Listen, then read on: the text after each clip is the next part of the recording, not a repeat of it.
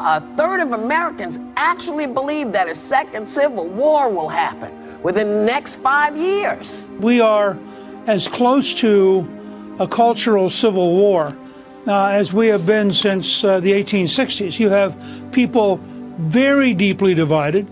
They have literally live in two different realities. The U.S. Civil War has the highest American casualty count of any conflict. Somewhere between 600,000 and 800,000 Americans lost their lives during the 4-year battle between each other. And we're about to be there again. An October 2019 poll by Georgetown University found that Americans believe that the United States is 2/3 of the way to another civil war. This civil war is not North versus South like the nation saw in the 1860s. It's an ideological civil war. Liberals versus conservatives. Maybe even rural America versus urban America. A culture war. People have had differing political views since the dawn of government, but in America today, it's causing issues bigger than we've ever seen in modern history. And there will be casualties. Our streets! Our streets! Our streets! Our streets! There are many factors contributing to the brink of the Second American Civil War, and we're going to examine them on this episode of Learn Something.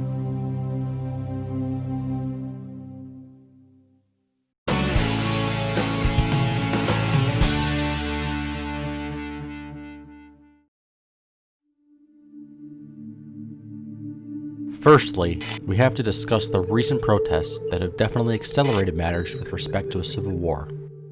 Amidst a global pandemic and the fears surrounding the spread of the novel coronavirus in 2020, a nationwide movement was sparked once again by the death of a young black male by the name of George Floyd at the hands of a Minneapolis police officer. The organization known as Black Lives Matter became a household name. Black Lives Matter. Black Lives Matter. Black Lives Matter.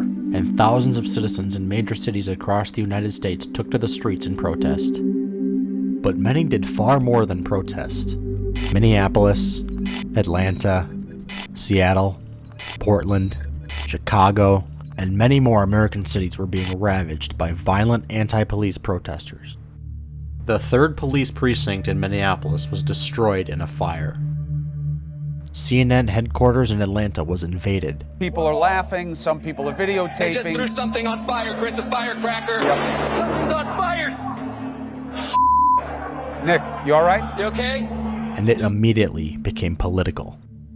The right side of the aisle immediately condemned the violence and deemed it unjustified. Everyone has a right to speak. You have a right to speak peaceably and exercise the First Amendment.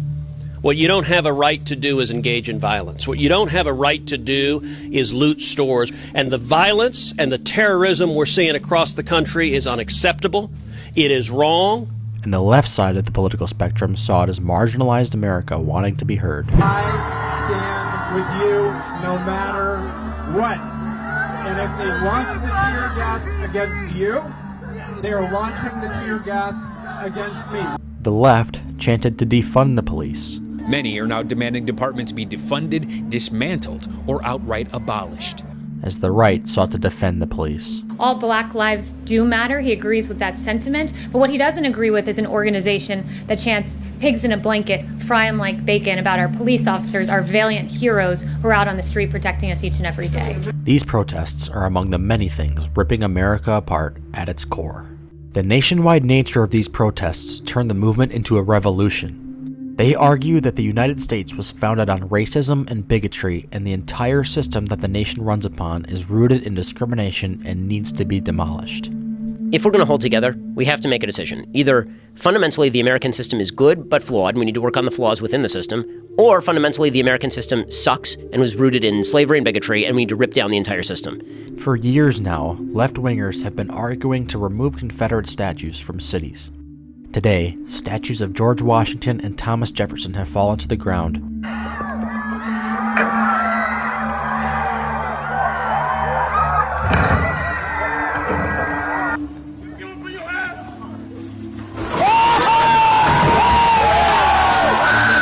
"2020 America is starting to look a lot like the fall of the Roman Empire."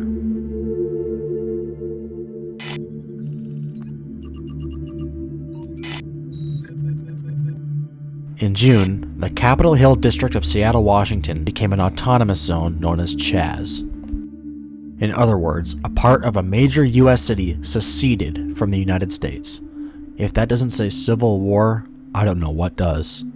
Not only is this war causing destruction of property, the protesters are armed with guns. Chaz has guns. A group of 100 to 200 heavily armed Black Lives Matter activists marched on Stone Mountain, a Confederate monument in Georgia. On the other hand, heavily armed right-wing protesters made their way inside the Michigan State Capitol to protest Michigan Governor Gretchen Whitmer's coronavirus lockdown order. Heil Hitler! Heil Hitler! The winner! The winner! The winner! From a 10,000-foot view, it looks as if the division is racial. I mean, we're talking about Black Lives Matter here. Clearly, this is about race. But the division is not racial. The Civil War is not black versus white, it's left versus right. The 1963 March on Washington was primarily black, but today, over 75% of the protesters are Caucasian. Most BLM activists are not black, and there are plenty of African American critics of the Black Lives Matter movement. You would never see me walking down the road with a damn Black Lives Matter sign. Black Lives Matter, that was built on a lie. So, contrary to popular belief, the divide at its core is not racial.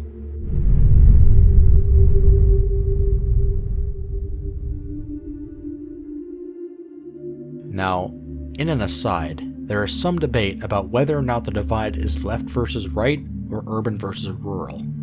These BLM protests largely occur in the biggest urban centers in the United States, and rural America was largely unaffected by the mass protests early in the summer. My argument is, what difference does it make? The New York Times has a very detailed electoral map from the 2016 presidential election. Areas colored in red primarily voted for Donald Trump, and areas colored in blue primarily voted for Hillary Clinton. Compare this map to a population density map of the United States. Clearly, the darker areas on the population density map correlate with the blue areas on the election map. Urban areas with a high population density vote for the Democrat, the left-wing candidate, almost without exception. That's why I say, left versus right, urban versus rural, doesn't matter. Same difference, same divide. Moving on, George Floyd accelerated this political divide and made it come to blows. But he definitely wasn't the first person to do that. Before him came a name we've all come to know very well, Donald J. Trump. Trump is the most polarizing figure that America has seen in a long time. Most people are not indifferent about him. You either love him or you hate him. Most people these days cannot even entertain the notion of their side being wrong on anything. Trump himself thrives on this conflict and even instigates it on his Twitter feed. Trump is just throwing gasoline on a fire here. And he's having fun watching the flames. And he's having fun watching these holier-than-thou leftist journalists react like their moral sensibilities have been forever rocked. On the left-wing side, they think Donald Trump is a spawn of Satan himself and is a racist, homophobic demagogue who stole the election from Hillary Clinton and must be removed from office. I warned America that this was a dangerous man, a would-be dictator.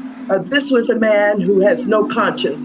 This is a man that should never have been in the highest seat of the land. The right-wing side, on the other hand, think that he is a savior to America, trying his best to make America great again, but cannot do so because of the left-wing hate. But Trump is the bodyguard of Western civilization. Trump was elected to protect our families from the vengeful mob that seeks to destroy our way of life, our neighborhoods, schools, churches, and values.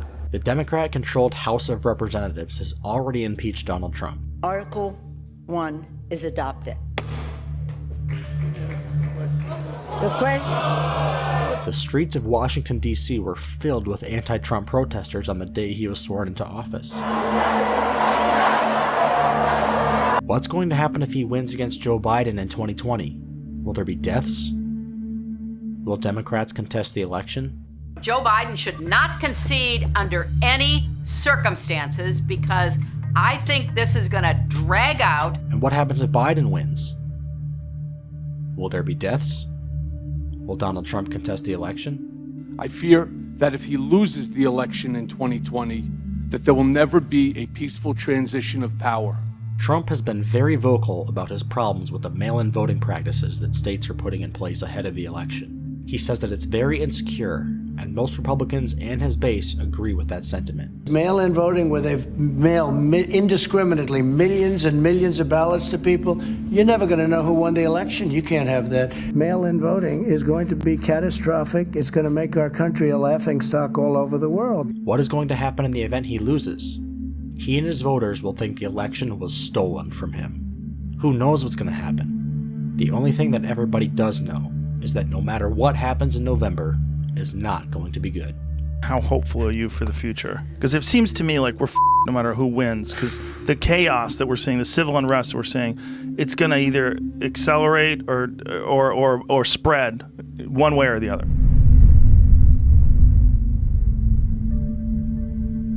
Another problem that is dividing America is one of the key foundations of the U.S., the First Amendment. Free speech is something that many Americans hold dear. It's a right that many nations do not afford their citizens, and they're proud of that. But now, there's a sector of the population on the far left that is against the freedom of speech. So you would be okay with restricting freedom of speech? You would be okay with restricting or creating, actually, speech laws? If the masses want it, absolutely. This segment of the population wants to forbid all language that could be perceived as offensive to anybody. The institutions at the helm of this segment of the population are the universities. I think you can make a reasonable case that the universities do more harm than good now. I hate to say that. And it's been going on for a long time.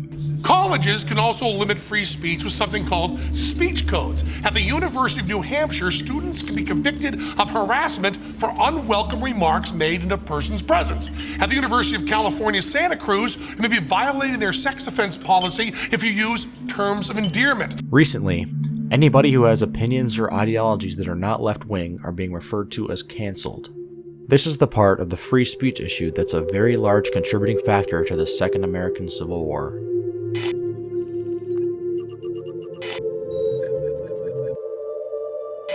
UC Berkeley is a famous example of cancel culture. In the past few years, conservative commentators have caused massive upset within the student population, and the students protest their speeches on campus. Students united will never be divided. Ben Shapiro was allowed to speak, but there were massive protests on the day of. Thank you all for being here, because obviously braving the idiots outside is not always easy. Their speech is apparently violent, because my speech is violent, so all speech is violent. So thank you for braving the slings and arrows of outrageous fortune by walking into a building. Congratulations to you. Milo Yiannopoulos, on the other hand, was forced to cancel his speech due to the violent nature of the protests. We will not tolerate racism or sexism or hate crimes and violence. He's a fascist, and Berkeley did not welcome him. But it was canceled after more than 100 people with black masks armed with firecrackers and baseball bats showed up, seizing an opportunity to turn the otherwise peaceful protest violent. Many people, primarily on the right side of the political spectrum, denounce cancel culture and view it as a breach of the First Amendment, whether it's about political views or offensive jokes. They view the left-wingers as weaklings who can't handle offensive comments. We're all offended all the time, and we don't have a right not to be offended. Keep in mind, it's not the entire left wing that's like this. It's the primarily young far left, but many right-wingers generalize it to include the entire left side, which further exaggerates the divide. I've heard some college campuses where they don't want to have a guest speaker who, is too conservative. I got to tell you, I don't agree with that either. I don't agree that when you become students at colleges, have to be coddled and protected from different points of view. If a white nationalist like Richard Spencer wants to speak at a university, should he be allowed to? Is it the university's right to not let him spread hate speech? And what about social media? Twitter, YouTube, and Facebook removed a video shared by Donald Trump Jr. touting the efficacy of hydroxychloroquine against COVID-19. We do prohibit content that will lead to imminent risk of harm, and stating that there's a proven cure for COVID when there is in fact none, might encourage someone to go take something that could have some adverse effects. So we do take that down. Is it the right of these social media platforms as private companies to regulate free speech? It's a very controversial question that's not my job to answer, but it is very divisive. And the division caused by cancel culture is contributing to the Second American Civil War. Cancel culture leads us into another factor contributing to civil war: radical ideologies. In modern American history, most successful political candidates have been quite moderate and centrist. Bill Clinton, for example, was the face of the Democratic Party in the 1990s, but held many policies that would be classified as conservative today. That's why our administration has moved aggressively to secure our borders more, by deporting twice as many criminal aliens as ever before, by barring welfare benefits to illegal aliens. Raise your hand if your government plan would provide coverage for undocumented immigrants. In the 2020 election, Joe Biden, once a moderate Democrat, has had to market himself as much farther left than he has been in the past because the new Democratic coalition includes those with much more liberal ideologies, Bernie Sanders supporters. It's center left. That's where I am. Where it's not is way left. And I think the compromise that they came up with, if implemented, will make Biden the most progressive president since FDR. Sanders ran a very successful campaign in 2016 and another in 2020. He ran on the premise of universal health care and democratic socialism. Socialism, while it may not seem like it, is a radical idea with respect to American history. Now, radical ideas aren't necessarily bad, they're just extreme.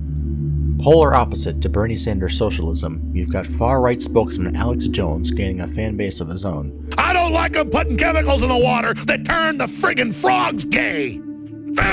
Serious crap. And the alt-right has the size of a coalition itself.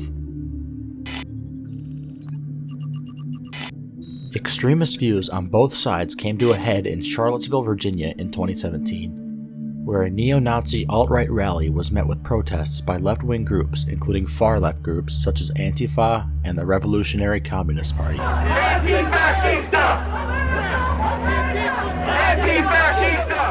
The unrest that occurred at this rally resulted in the death of a counter-protester, which some consider to be the first death in the Second American Civil War. With more Democrats moving towards socialism, and with Republicans nominating Donald Trump, a figure that we've already established as loathed by the left wing, on top of the far-right organizations, the political divide in the United States has gotten bigger than ever before.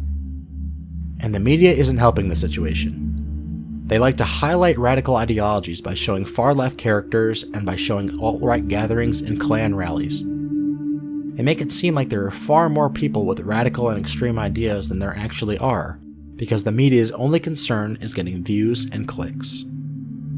People with radical ideas and a sky is falling mentality get far more attention and therefore make NBC and Fox and CNN more money. But that's capitalism. According to socialists, that's the problem. More government control is the only way to keep things fair.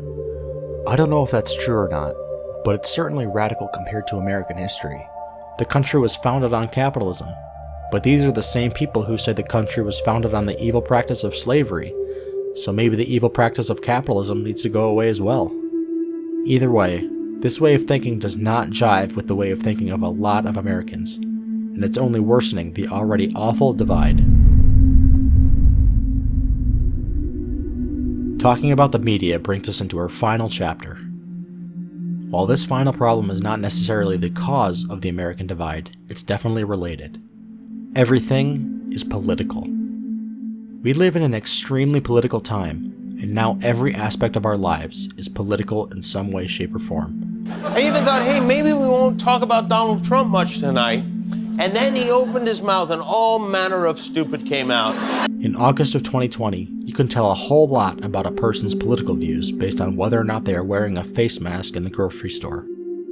We now have a visual indicator for one's political views. Wearing or not wearing a face mask is essentially a political statement. Now, if you've had enough politics for one day and decide to sit back and watch some TV, you can't escape the politics. The president is creating a new branch, Space Force. which Mark will run. Why? Almost all entertainment has become political, and this further exacerbates the divide. It's all there is to talk about anymore. And the most divisive part of our lives nowadays is social media. Twitter, Facebook, Reddit, Instagram, they're all political now. Twitter is all about politics. Donald Trump knows that. It used to be that the two things that you never talked about in polite company were politics and religion. And now, everything's on the table. America is at the brink of war, maybe already at war. And it may get real bloody real quick if we don't do something about it. Now, what that is, who knows? But I just hope we can all come back together as one united nation without any more bloodshed. Hate does not conquer anything. That's right. We have to come together. All That's this right. fighting and my brother just died. Yeah. Can we not come along? That's it. And brother, I see you, brother. I see you, but we gotta come together. That's it. All That's this it. fighting and stuff, we get nothing Have a done. conversation. We get nothing done. That's it. How about we all meet in the middle and hug? I guarantee you. Let's hug it out. Hug it out. Let's hug it out. Let's hug. I hope I've done a sufficient job at explaining the reasons for the new American Civil War. Thank you so much to all of my subscribers for sticking around. On a personal note, I just graduated high school and I'm moving off to college really soon, so it's sad to say that this channel really is not my priority. But the divisiveness in this country right now really bothers me, and I just had to make a video about it. I hope to upload something else very soon, but in the meantime, please hit the subscribe button and the notification bell. Thanks everybody. I hope to see you soon.